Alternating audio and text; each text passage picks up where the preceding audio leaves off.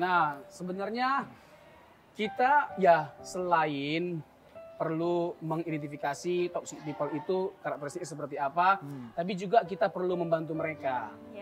Membantu mereka untuk menjadi orang yang tidak seperti itu, brother. Dengan mengingatkan mereka, nggak ada yang salah dengan menegur. Ya, misalnya kalau bicara tentang menghakimi, boleh nggak menghakimi? Sebenarnya boleh. Kalau Alkitab berkata begini, kamu melihat selumbar di mata orang lain, tapi selumbar di mata orang lain, tapi balok di mata kamu tidak lihat. Betul, sorry. Kamu tidak lihat. Artinya begini loh, jangan sampai kita ternyata lebih buruk hidupnya daripada orang yang kita nilai. Gitu. Jadi sebelum kita menilai orang lain, lihat dulu diri kita. Jadi tidak ada yang salah sebenarnya ya dengan kita memberikan teguran, itu untuk kebaikannya dia gitu loh. Kasih juga menegur kan? Ya, kasih menegur. Jadi ya harus ada rasa kasih kita tunjukkan secara nyata kepada orang itu, meskipun mungkin dia bisa salah memahami kita. Tapi ya Tuhan tahu hati kita dan kita tulus gitu loh membawa dia keluar dari karakteristik toksik itu. Nah, apa? Selain kita membantu orang toxic people itu untuk menyadarkan mereka, ya kita juga perlu menguatkan orang-orang yang jadi korban dari toxic people. Tadi Selin sudah singgung butuh waktu yang lama ternyata. Untuk menyadari dan keluar gitu loh dari dari rasa sakit, kepahitan atau kecewa karena omongan orang, perlakuan orang yang tidak baik. Atau mungkin saya ada mau tambahkan terkait dengan perlakuan dari toxic people. Sebenarnya lebih ke bullying sih. Oh, bullying. Oke. Pernah dibully? Kok cewek cantik ini dibully sih? Ada aja. Coba dan gimana? Maksudnya lebih ke bullying dengan cara omongan-omongan yang negatif, terus omongan-omongan itu tuh bikin aku kayak down gitu loh. Jadi setiap malam tuh setiap malam itu ya, kalau adik udah tidur kan dulu sekamar nih, tuh pasti selalu nangis. Udah diem, tutup selimut, diem nangis gitu. Karena bener-bener udah se-desperate itu dan nggak ada temen untuk cerita, nggak ada temen yang support. Setiap kali cerita pasti selalu kayak, lah kamu yang salah kok, kenapa kamu kayak gini. Mereka itu pasti ngebully kamu, pasti ada alasannya, pasti kamu melakukan sesuatu. Padahal di titik itu bukannya membela diri ya, tapi di titik itu aku bener-bener gak tahu ini aku kenapa, aku salahnya apa, kayak gitu. Jadi dari situ tuh bener-bener bikin aku tuh merasa sampai waktu itu mau bunuh diri. Sampai di titik itu. Cuma nggak tahu ya, puji Tuhannya, Tuhan tuh masih bener-bener ngejaga aku. Setiap kali aku bener-bener mau ngelakuin itu, rasanya tuh kayak, kenapa kok kamu kayak gitu, kenapa kamu nggak menghargai hidupmu kok. Bahkan di Alkitab sendiri tuh ada yang ada ayatnya gitu loh, lupa, pokoknya di situ tuh ditulis, kenapa kamu mau mengakhiri, bahasanya, kenapa kamu mau mengakhiri hidupmu padahal belum waktunya loh, intinya kayak gitu. Nah kayak gitu, cuma lupa di ayat berapa. Nah, nanti kita cari ya, coba kita cari ya nanti ya. Dari situ tuh bener-bener kayak, oh iya ya, maksudnya kenapa ya kok aku mau ngelakuin ini. Dan kalau misalnya aku bunuh diri, bukan berarti masalah aku itu selesai. Justru malah menambah masalah. Karena ibaratnya kasihan keluarga, kasihan mungkin teman-teman kita. Bahkan kalau misalnya waktu itu aku melakukan itu dan itu benar terjadi, mungkin sekarang aku nggak bisa memaknai hidup aku. Dan sebenarnya agak bersyukur sih kenapa dulu dibully. Mungkin kalau waktu pas dibully itu benar-benar kayak, aduh ini gimana cara keluar, Tuhan aku nggak bisa, Tuhan aku nggak kuat. Tapi ketika selesai menghadapi itu, langsung kayak, oh iya ya, ternyata dibalik hal yang menyakitkan itu, hal yang benar-benar bikin desperate banget, itu tuh ada sesuatu hal indah yang bisa dimaknai. Jadi aku bisa lebih kuat, aku bisa lebih belajar menghargai diri aku sendiri. Bahkan aku tahu value-nya aku tahu bahwa diri aku tuh berharga, itu dari situ. Keren. Kayak gitu. Bahkan puji Tuhannya banget, waktu itu aku diremehin, kamu tuh nggak bisa masuk sekolah ini, dia pasti bakal masuk sekolah yang paling jelek. Nyatanya aku masuk sekolah itu. Wow. Dan di situ tuh bener-bener kayak, wah puji Tuhan banget. Dan yang ngebully aku tuh diem semua. Jadi ketika kita dibully, perjuangkan hak kita gitu loh. Jangan sampai kita emang sakit, emang gak enak, karena aku pun ngerasain gitu. Tapi kalau kita terlena di dalamnya, kita pasti nggak akan jadi orang yang hebat, orang yang sukses gitu. Kayak gitu. Sukses itu kan banyak macamnya ya. Ini sih satu kesaksian yang hebat ya, yang luar biasa ya. Dan juga menolong mereka yang ada di Ya. posisi Selin, ya mungkin ada juga gitu loh, yang sedang bergumul gitu loh untuk keluar dari rasa sakit hati karena diperlakukan tidak baik oleh para toxic people. Iya. Nah, nanti brother boleh nambahkan, Siap. siapa tahu ada yang bergumul, brother mau kasih tips apa sama mereka yang sedang bergumul. Tapi intinya adalah mahal tadi ya. Jadi ada satu pelajaran yang mahal yang bisa kita petik dari rasa sakit yang tercipta. Iya. Jadi kita bisa menemukan mutiaranya Tuhan, Ya. gitu loh, di balik dari rasa sakit yang kita sedang alami. Jadi nggak selamanya ya rasa sakit yang Tuhan izinkan itu untuk menghancurkan kita. Ada kalanya memang Tuhan izinkan karena memang kita ini jahat gitu loh. Jadi untuk menyadarkan kita sesuatu yang buruk itu. Tetapi ada kalanya mungkin untuk mendewasakan kita. Ya, karena Jadi- setiap masalah itu pasti di dalamnya itu akan membentuk karakter kita, akan membangun kita supaya kita tuh jadi sempurna di matanya Tuhan. Jadi kita bisa kayak, oh iya aku jadi lebih sadar kalau aku kemarin udah dipulihkan nih sama Tuhan. Masa aku sekarang mau ngecewain Tuhan sih? Kayak gitu. Memaknainya kayak gitu. Iya, pada akhirnya bisa di titik ini bersyukur dengan semua kejadian itu nggak gampang. Ya. Ya, tapi pada akhirnya yaitu dia dengan pertolongan Tuhan ternyata ya bisa Ya, benar. menemukan semua hal yang indah, hal yang baik dari semua pelajaran yang ada. Nah, mungkin brother bisa kasih tahu brother terkait dengan tips-tips bagi mereka yang sedang bergumul nih Ya. sampai pada titik tadi brother, wah ternyata bullying itu Ada bisa mau- membuat mau orang bunuh diri. Nah, siapa tahu ada yang seperti itu brother mau kasih tahu apa tipsnya gitu. Ya, oke.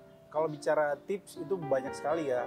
Teman-teman di rumah atau teman-teman Rema atau saudara-saudara juga bisa googling, bisa pakai ChatGPT dan bisa dari pengalaman-pengalaman hidup. Tapi memang poinnya adalah gini, kalau bicara tentang toxic people, kan tadi kita udah mulai dengan bahwa toxic people itu bisa jadi kita sendiri atau Ya. bisa jadi orang lain. Ya. Kan bicara toxic itu kan bicara spirit sebenarnya, bicara pengaruh sebenarnya. Nah, tentu kalau bicara tentang dari sudut pandang Alkitab kan menyatakan bahwa pisahkanlah dirimu dari orang-orang yang demikian. Namun di satu sisi paradoksnya adalah kita harus jadi berkat buat orang-orang demikian gitu Ya. kan. Kan kita nggak mungkin juga membiarkan orang toxic people itu hidup di dalam kubangan sebagai orang yang toksik kan. Kita juga harus jadi berkat. Yes. Tapi kalau untuk poin kita sebagai anak-anak Tuhan, khususnya generasi-generasi yang masih muda dan toxic people ini kan bukan hanya di generasinya si Selin, Ya. di generasi kita, bahkan di generasi di atas kita juga Baby banyak boomers orang, semuanya lah, ya. semualah banyak orang toxic people. Nah, tipsnya secara sederhana ya kita harus tahu tadi yang berada singgung. Kalau kita sudah di dalam Kristus, Ya. yang lama sudah berlalu, yang baru sudah datang, itu bicara tentang identitas kita di dalam Kristus. Ya.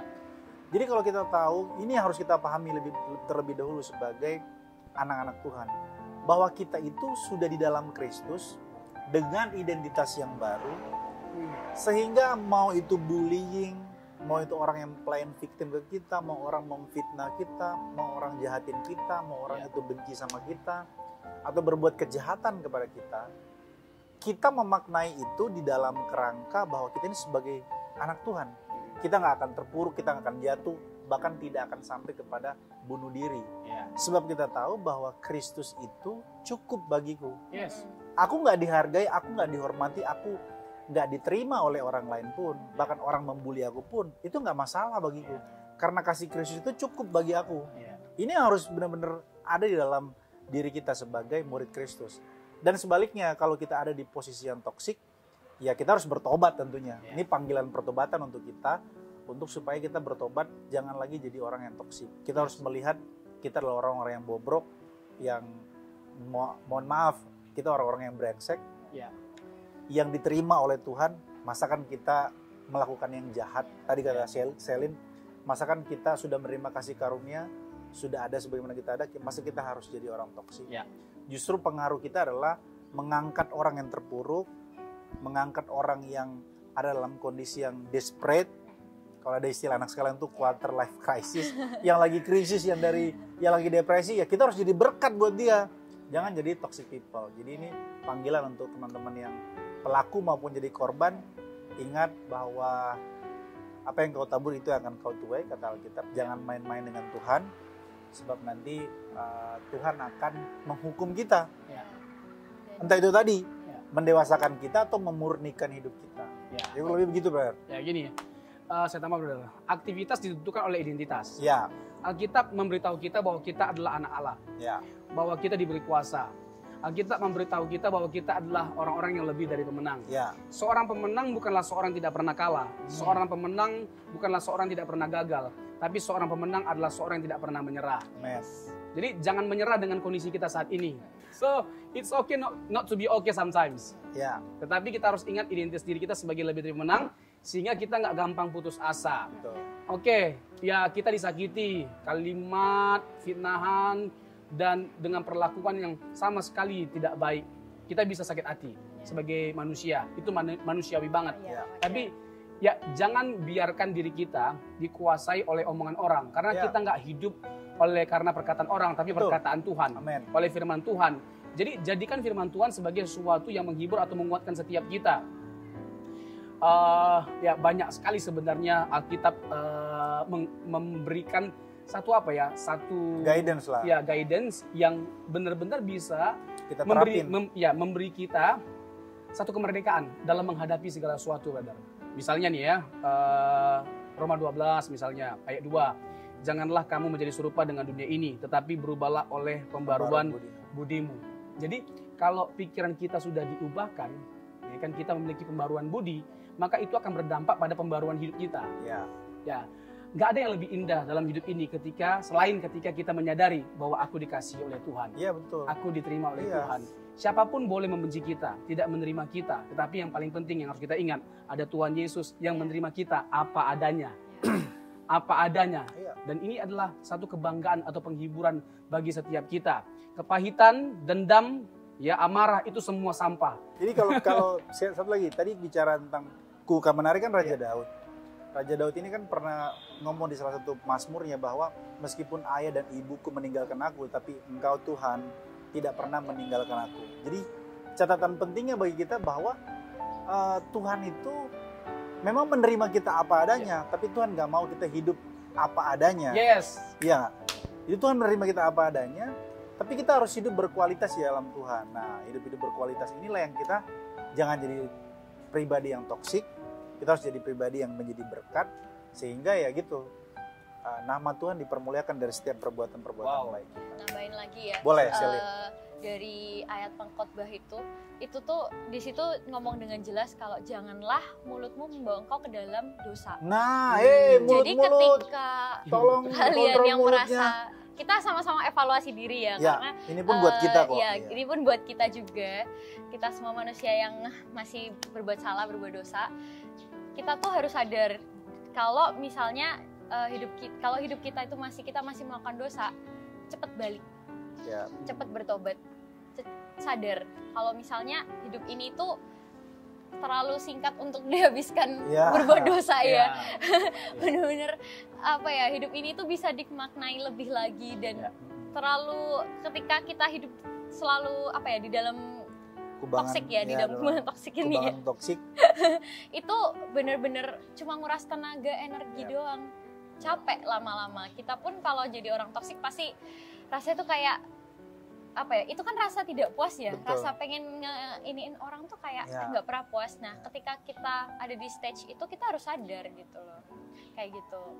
Ada juga di ayat Kolose 3 ya. Ayat 8. Ya. Oh. Coba apa ya? Oh, Udah pendeta ini. buanglah segala yang jahat itu ya kan. Udah banyak ayat yang dia hafal. Iya. Bro. Ayat penutup lah, Bro. Kolose 3:8. Dia sengaja melempar-lempar ya kan. Yoi. Tetapi sekarang buanglah semuanya ini, yaitu marah, geram, kejahatan, fitnah, dan kata-kata kotor yang keluar dari mulut kita. Iya. Ya kan, hidup dan mati kita itu bergantung pada lidah kita. Jadi Yap. hati-hati sekali.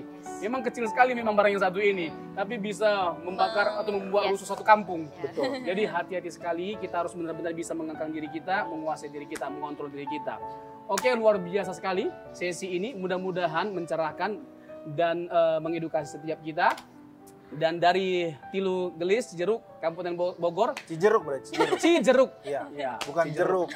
Cijeruk. Cijeruk. Jeruk, Iya. minum jeruk. Cijeruk. Ya kan? Tilu Gelis, ya. Gelis itu artinya cantik. Ya. Memang cantik sekali tempat ini. Sampai jumpa dalam program Rema selanjutnya, episode yang selanjutnya yang pastinya akan selalu bombastis dan memberkati. Tuhan Yesus memberkati. Mantap.